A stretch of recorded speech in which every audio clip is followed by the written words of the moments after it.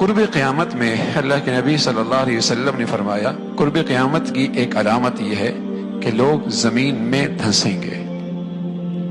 اور عائشہ رضی اللہ عنہ فرمانے لگی یا رسول اللہ کیا جب اس امت کے اندر بھی ہوگا؟ فرمایا ہاں، اس امت کے اندر خسف بھی ہوگا، چہروں کی شکلیں بھی بدل جائیں گی اور آسمان سے پتھر بھی برسیں گے۔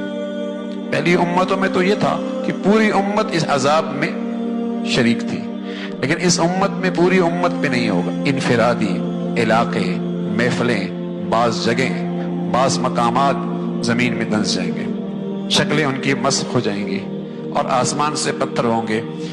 تو عائشہ فرمانے لگی یا رسول اللہ انہلک وفینا الصالحون، اس امت کے نیک لوگ بھی موجود ہوں گے پھر بھی یہ ہلاکت ہوگی؟ فرمایا ہاں، اذا ظہر الخبث، جب گندگی زیادہ ہو جائے گی تو پھر اللہ کی یہ پکڑ آئے گی۔ پھر رسول اللہ صلی اللہ علیہ وسلم نے اپنی زبان میں بتایا کہ یہ خسف کب ہوگا، زمین میں دھنسنا قرب قیامت میں کن گناہوں پر ہوگا؟ تو فرمایا المجاہرہ بالغناء والرفث، جب ناچ گانا کھلے عام ہونے لگ جائے گا، جب ناچ گانا کھلے عام ہو جائے گا، والمغازف، اور آلات موسیقی کھلے عام ہو جائیں گے، وشرب الخمور، اور شرابیں کھلے عام پی جائیں گی۔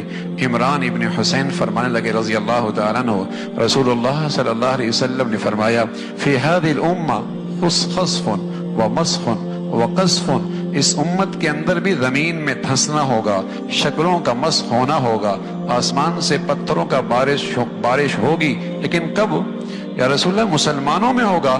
آپ نے فرمایا ومتى ذلك، اس کے علاوہ کون اور اس کے علاوہ کس پر؟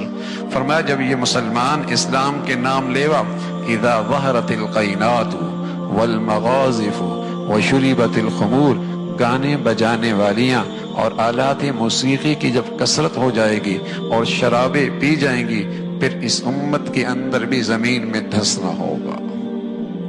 یہ جو آپ کو نظر آتا ہے نا کہ ٹیلنٹ پورے ملک میں تلاش کیا جاتا ہے، کون اچھا گلوکار بنتا ہے، یہ ہونا ہے، اس لیے کہ قرب قیامت میں دھنسنا بھی تو ہے۔ جب تک یہ ٹیلنٹ تلاش نہیں ہوگا اس وقت تک یہ عام کیسے ہوگا؟ ٹیلنٹ تلاش کیا جاتا ہے نا، اور دانشگاہوں کے اندر، تعلیمی گاہوں کے اندر بھی کلاسز دی جاتی ہیں۔ اس نسل کو اب اسی کی ضرورت رہ گئی ہے، ناچتا کہتا ہے، گاتا کیسا ہے۔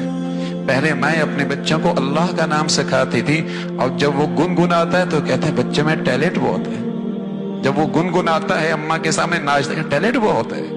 پہلے میں بسم اللہ پڑھاتی تھی، اللہ کا نام سکھایا کرتی تھی، اللہ کی بات سکھایا کرتی تھی، پوری کوشش ہوا کرتی تھی ماؤں کی کہ بچے کی زبان سے سب سے پہلے اللہ کا نام لے، اور اللہ کرے اس کی برکت سے آخری کلمہ بھی اللہ کا نام کا ہو اور اللہ کے نبی کی بشارت ملے کہ سیدھا جنت میں چلا جائے۔ لیکن اب کیا ہے، مائیں بچوں کو جب سینے سے لگاتی، چھاتی سے لگاتی تو ان کی تربیت کرتی تھی، حسبی ربی جل اللہ ما فی قلبی غیر اللہ نور محمد صلی اللہ لا الہ الا اللہ لا الہ الا اللہ، دودھ پلا رہی ہوتی اور ان کے کانوں پہ ہاتھ رکھ کے انہیں یوں لوریاں دے رہی ہوتی، اور ان کے زبان سے یہ الفاظ ہوتے تھے تاکہ بچے کے دل کی دنیا میں یہ چیزیں نقش ہو جائیں، اور جب وہ زبان کھولے تو اللہ کا نام لے، زبان کھولے تو اللہ کا نام لے، اللہ کا نام لے۔ اور آج میرے عزیزو ابھی اس کی 2.5 سال کی عمر نہیں ہے، 3 سال کی عمر میں آپ نے تعلیمی ادارے میں بھیج دیا، وہاں اسے موسیقی کی کلاس سکھائی جا رہی ہے۔ کیسی بدنصیبی ہے، عقل پر ماتم کیجئے، لاکھوں روپے بھی دیجئے اور اپنی اولادوں کو بھی ان کے حوالے کیجئے، ہاں لاکھوں روپے بھی دیجئے اور اپنی نسل کو، اپنی اولادوں کو بھی برباد کیجئے، پیسہ بھی دیجئے اور اس اولاد کو اپنے لیے وبال بھی بنائیے۔ کیا دولت تھی اولاد جو مسلمانوں کے لیے صدقہ جاریہ تھی، اور بہترین زندگی کی صلاحیتیں اس کے اندر پیدا کرنے کا موقع تھا۔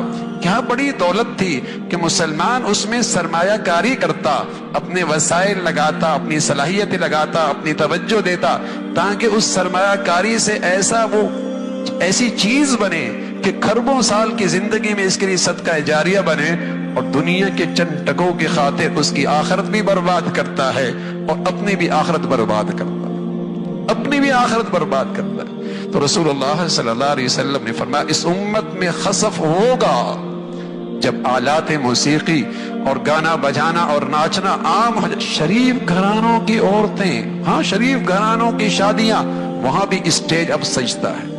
جہاں ان کی نسلوں میں کبھی تصور بھی نہیں تھا کہ ان کی شادیوں کے اندر بھی اسٹیج پہ یہ سب کچھ ہوگا، لیکن ہو رہا ہے.